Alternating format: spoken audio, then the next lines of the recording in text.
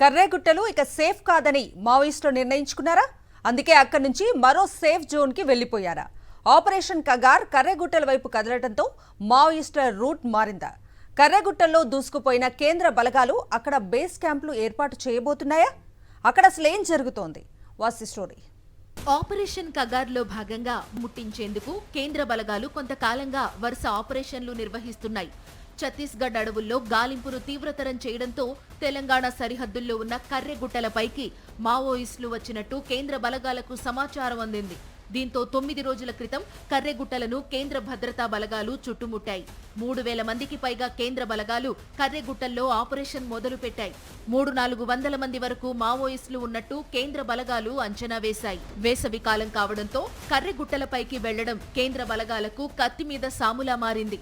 అత్యంత క్లిష్టంగా ఉన్నప్పటికీ గుట్టలపైకి కేంద్ర బలగాలు కదులుతున్నాయి. కేంద్ర బలగాలు చుట్టుముట్టాయన్న సమాచారంతో మావోయిస్టులు ప్రత్యామ్నాయ మార్గాలపై దృష్టి పెట్టినట్లు సమాచారం. అందులో భాగంగానే కర్రెగుట్టలపై నుంచి సురక్షితమైన ప్రాంతానికి మావోయిస్టులు వెళ్లిపోయినట్లు కేంద్ర బలగాలు భావిస్తున్నాయి. అయితే మరోసారి ఈ గుట్టలపైకి మావోయిస్టులు వచ్చేందుకు వీలు లేకుండా ఎంట్రీ ఎగ్జిట్ పాయింట్స్ ఏర్పాటు చేసే యోచనలో కేంద్ర బలగాలు ఉన్నాయని తెలుస్తోంది. కేంద్ర బలగాల బేస్ క్యాంపులు పర్మనెంట్ గా ఏర్పాటు చేయనున్నట్లు సమాచారం. ప్రస్తుతం తెలంగాణ భూభాగాన్నే సేఫ్ జోన్ గా మావోయిస్టులు భావిస్తున్నారని తెలుస్తోంది.